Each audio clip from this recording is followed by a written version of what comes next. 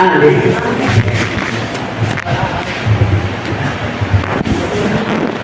Graças a Deus, irmãos.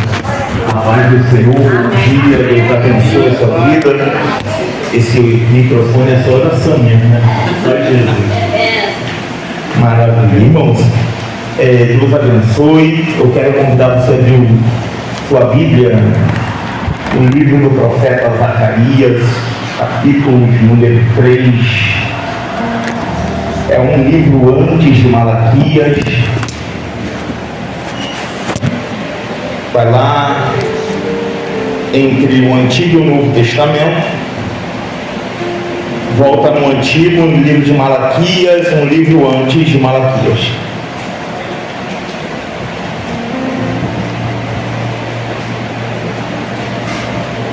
Zacarias 3? Zacarias 3.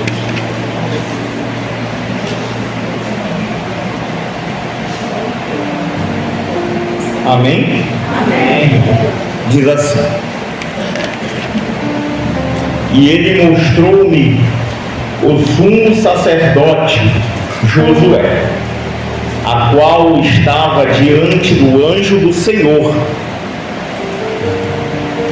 e Satanás estava à sua mão direita para lhe opor. Mas o Senhor disse a Satanás: Senhor te repreenda, ó Satanás. Sim, o Senhor que escolheu Jerusalém te repreenda. Não é este um tição tirado do fogo? Josué, vestido de vestes sujas, estava diante do anjo. Então respondeu os que estavam diante dele, dizendo: tirai-vos das vestes sujas. E a Josué disse: eis que tenho feito com que passe de ti a tua iniquidade, e te vestirei de vestes novas. Em outras versões finas, em outras versões de galas. Só até aí, por gentileza.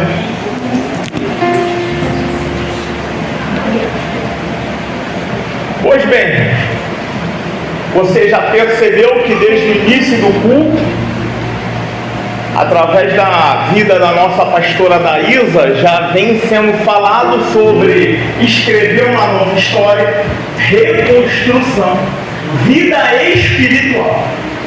Eu venho aqui acrescentar somente aquilo que Deus já vem falando ao coração da igreja.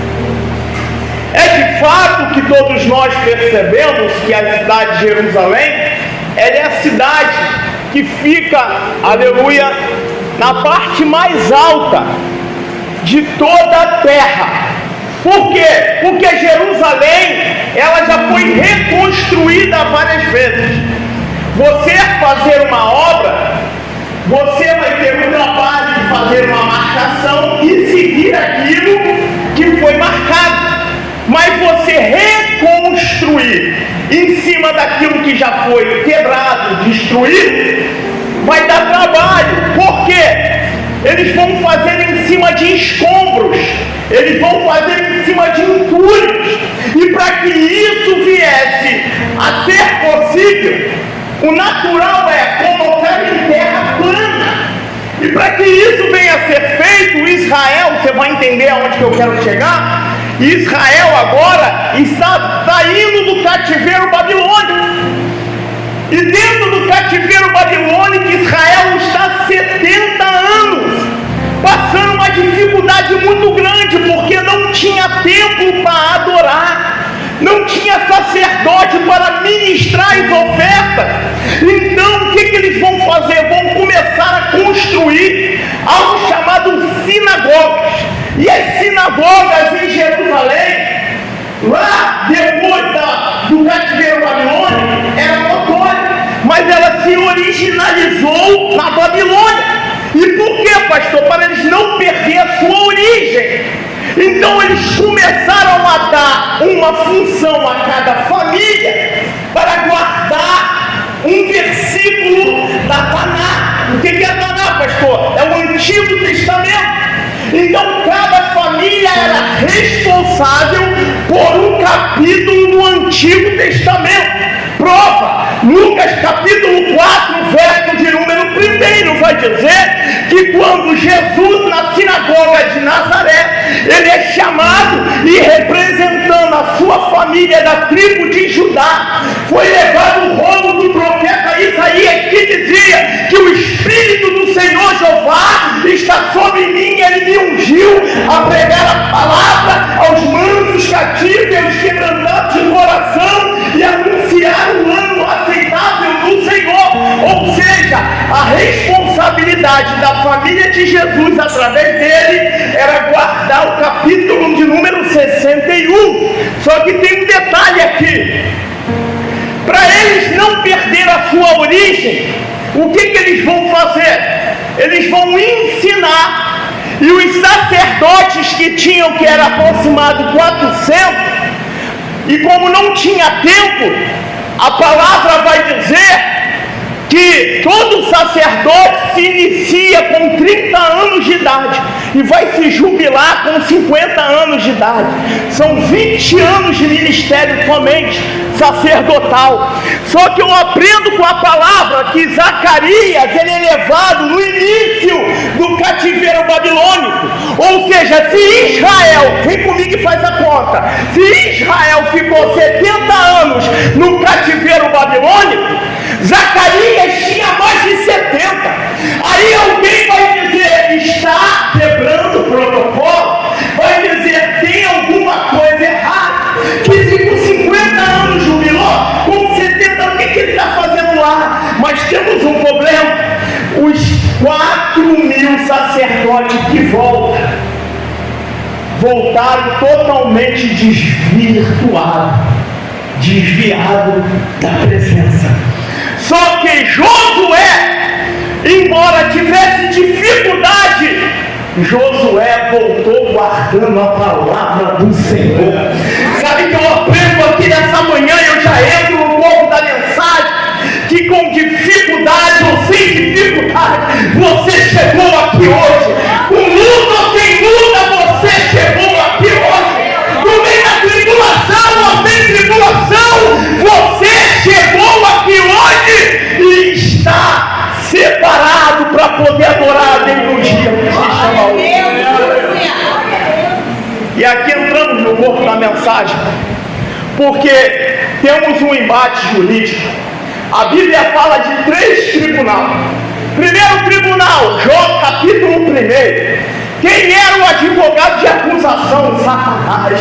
Ele vai dizer assim: olha, quando Deus apresenta Jó, ele vai dizer, tu o beneficia, é por isso que ele te adora. Primeiro espírito de acusação é, você está beneficiando alguém, por isso que você adora. Então Deus permite que tira toda a cerca da vida de Jó, tudo aquilo que beneficia Jó, e permite que o diabo o toque. Por quê, pastor? Para provar que Jó adorava a Deus, independente daquilo que cercava. Segundo tribunal que a Bíblia fala, João capítulo de número 8, e quem estava de advogado de acusação? Satanás usando os fariseus, vai dizer, trouxemos uma mulher dele em ato de... Só que aqui tem um problema: lugar de julgar não é no templo, era no sinédrio. Então o que ele estava fazendo dentro do templo, julgando uma serva que Deus transformou? Terceiro tribunal que a Bíblia ministra, diz a Bíblia, eles vêm do cativeiro e agora Deus dá 8 visões a Zacarias. No meio do ministério de Zacarias, Deus revela a ele um júri. E o júri estava um advogado de acusação. E quem era? Só não vou perguntar, adivinha, porque aqui não tem adivinho. Imagina quem era? Satanás. Acusando quem? Josué. E por que, pastor Adil? Porque eu tenho Satanás do lado direito de Josué acusando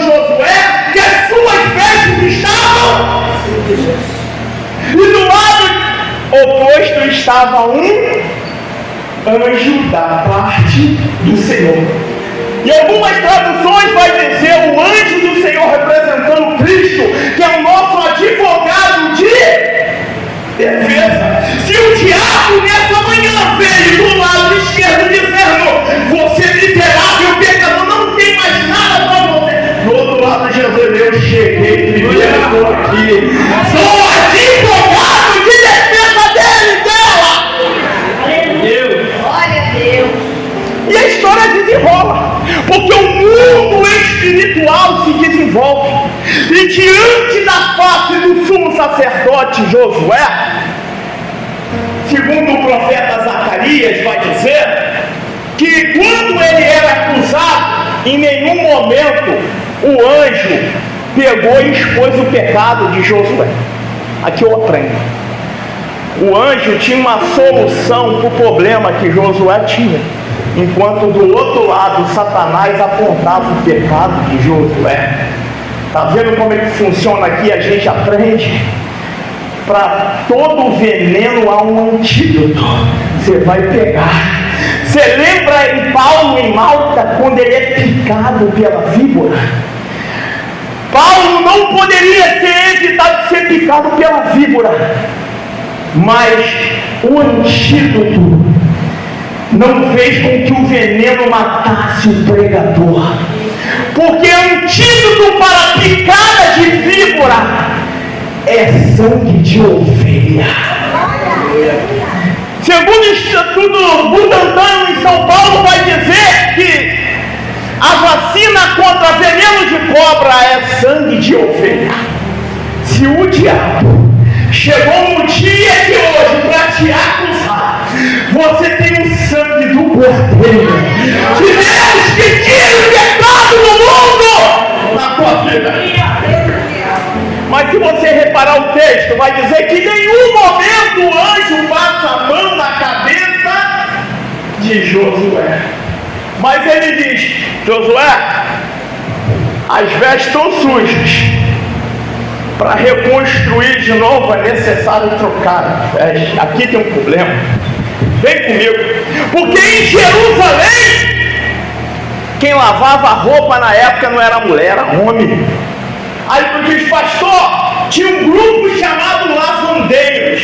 E toda vez que os lavandeiros, você deve ter escutado falar, os lavandeiros, a Bíblia vai dizer que toda vez que tinha uma festa, ele batia na porta da casa das pessoas para poder pegar as vestes sujas, para poder lavar e preparar aquelas roupas para a festa que essas pessoas iriam frequentar. Então os lavandeiros eram responsáveis, e toda vez que eles pegavam, eles olhavam, e pela sujeira eles sabiam o que era necessário fazer para devolver a roupa limpa.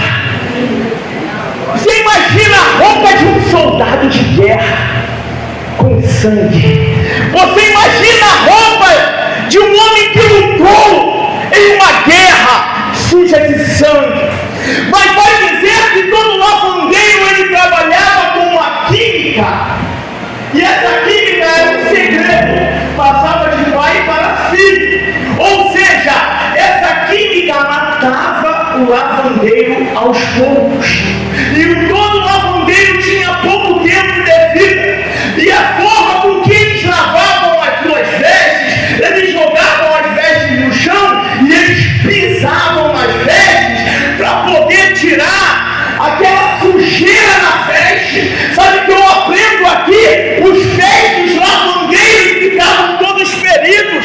Quem é o lavandeiro da história aqui? É Jesus, porque a Bíblia vai dizer, não, pastor Adilson, que através das suas pisaduras nós fomos sarados.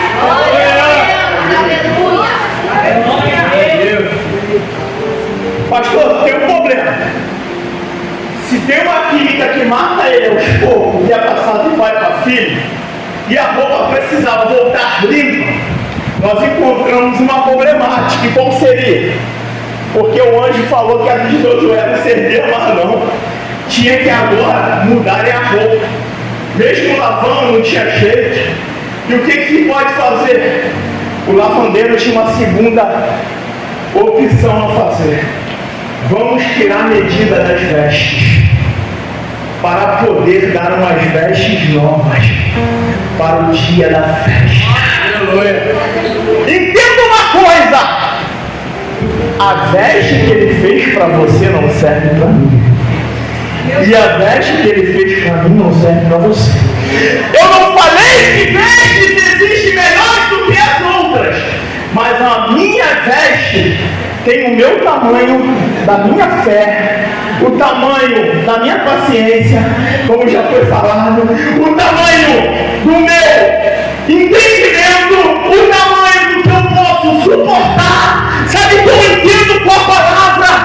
Davi foi tentar pegar as vestes na medida de Saul, falou assim: é melhor deixar para trás, eu vou com a minha humilde veste para essa guerra. Se tu chegou hoje aqui querendo botar veste de alguém para ir para a guerra, fica na tua medida.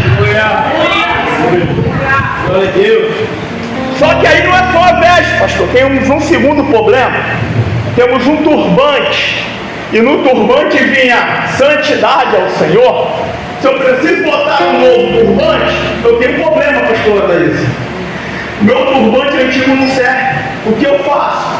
O anjo diz: não dá para lavar, joga fora porque eu vou te dar um novo. Está entendendo por que você quer ficar com turbantes antigos? Você vai entender. Eu não falo aqui de panos, eu não falo aqui de lavandeiro. Sabe o que eu falo aqui? É de entender que existem coisas que já passou e você fica velando ainda. O que já passou, já passou. Você precisa seguir a tua vida.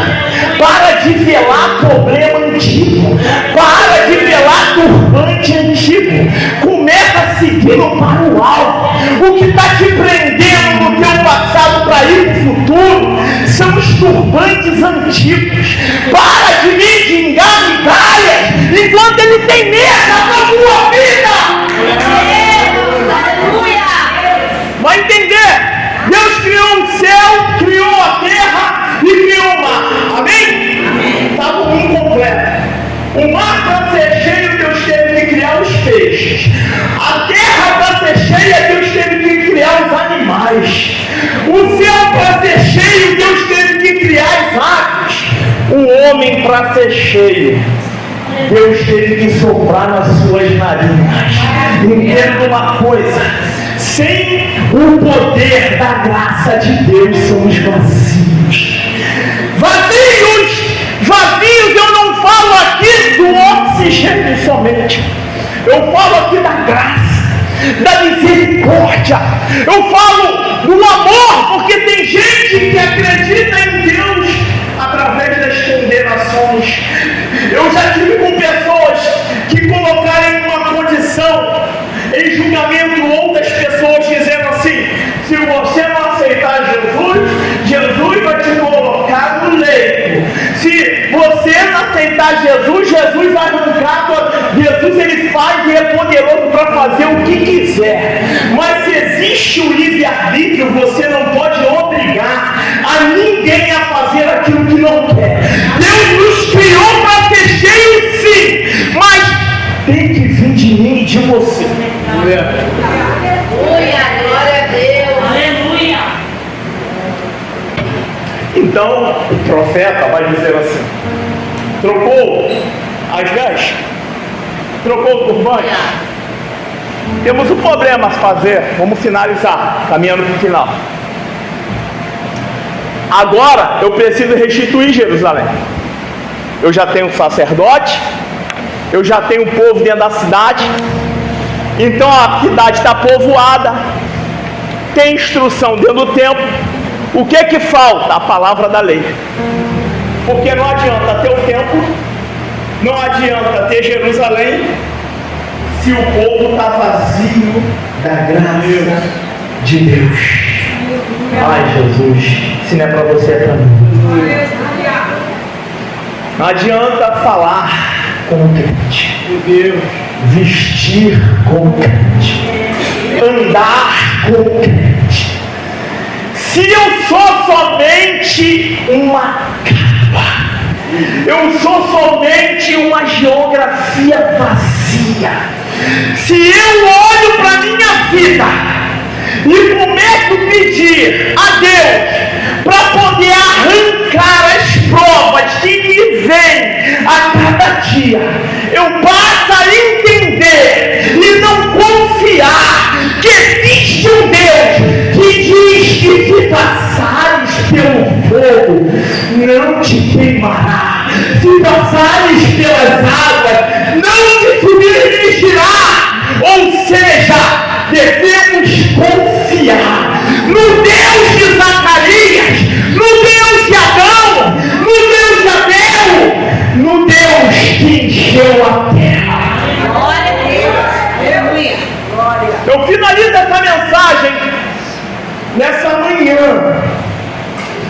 porque existem 3 perguntas que Deus fez, que marcou a vida da humanidade. Você vai lembrar de Adão. Adão, ele foi criado, segundo o apóstolo Paulo, para ser eterno. Aí tu diz, agora deu ruim, pastor. Por quê? Porque Adão, ele morreu, sim, após a queda. Se tu prestar atenção no texto bíblico, Deus vai dar 100% de intelecto para Adão, vai dar 100% do vigor físico para Adão. Pastor, prova, quando Deus vai criar a mulher, faz Adão cair em sono profundo, diz a Bíblia. Por quê? Porque Adão não sentia cansaço. Deus tira a costela e cria a mulher. E aí fala. O apóstolo Paulo vai dizer que através do pecado que entrou na terra, entrou também a morte. Então Adão foi criado para ser eterno. Quando Adão cai, vai dizer a Bíblia que Adão foge e se esconde. E quando Deus visita o jardim, qual é a pergunta que Deus vai fazer para Adão? Aonde? E Deus não sabia onde Adão estava. Só que a pergunta não era essa. Adão, o que tu fez com que eu te dei?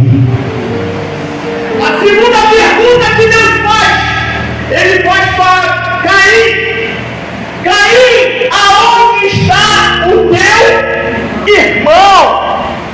Ou seja, ele vai fazer essa pergunta sabendo o que tinha acontecido, mas Caim revela através da sua resposta arrogante, dizendo assim: por acaso eu sou guardador do meu irmão? Segunda pergunta, Deus coloca Caim nas suas responsabilidades, nos seus atos. Terceira pergunta, Elias, ele vai entrar na caverna e Deus vai dizer: o que tu está fazendo aí, Elias? Deus sabia ou não sabia o que ele estava fazendo ali? Então por que Deus perguntou a Elias? Porque estava mostrando para Elias que ele está em um lugar que não pertencia a ele, não combinava com ele. Quem lembra de Zaqueu, já estou terminando. Zaqueu sobe a árvore para poder ver Jesus, e a árvore que Zaqueu sobe, a Bíblia diz, não pastor Adilson, que aquela árvore era uma figueira, era um sicômoro, ou seja, a árvore que Zaqueu sobe para poder ver Jesus era um material feito para fazer caixão. Zaqueu cheio de filho em cima da árvore. Jesus olha e diz assim: ó, desce depressa, porque me convém repousar na tua casa. Sabe o que ele diz para Zaqueu? Não combina contigo. Só quem não está vendo é a gente, mas ele está dizendo: sai da terra, não combina contigo, segue em diante, deixa o diabo acusar, falar o que quiser, mas você tem uma meta, você tem uma chamada. Você pode ficar de pé.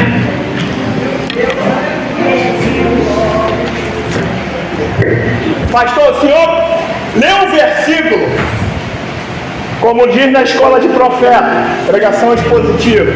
Leu, explicou, aplica o final. Porque está escrito que as vestes eram finas que ele recebeu, as vestes eram de galas. Ou seja, se as vestes eram finas, as vestes eram de gala, Aqui nós fechamos a mensagem dizendo para Deus nos colocar com vestes de gala nas festas que Ele tem para a nossa vida, porque festa é motivo de riso. A nuvem vai passar, o momento ruim vai passar. Não há tempo ruim que permaneça, mas você vai aprender. Nesse momento ruim que você está passando, que o profeta, quando recebe a quarta visão das 8 que ele teve, ele estava na metade do seu ministério, Paulo. Se ele olha para trás, ele ia ver a jornada que ele tinha caminhado. Se ele olha para frente, ele ia ver o que ele precisaria caminhar. E eu fecho aqui: botamos vestes de gala, sim, seguimos as festas, sim, mas não esquecemos no dia em que precisamos trocar as nossas vestes. Você pode fechar seus olhos? Senhor, é nessa manhã, Senhor, manhã de trocar, ó Deus, as nossas vestes por vestes de gala. Daqui a algum tempo não vamos nem lembrar desse problema que se estacionou na nossa vida. Daqui a algum tempo iremos olhar para a nossa vida, iremos conseguir somente enxergar aquilo que está diante. Sabemos que chegamos aqui com o diabo acusando na nossa consciência, mas também chegamos aqui sabendo que somos lavados, somos transformados, e que nossas vestes estão sendo a cada dia mudadas, porque a tua palavra vai dizer que é de glória em glória. Senhor, toma o teu povo em tuas mãos nessa manhã.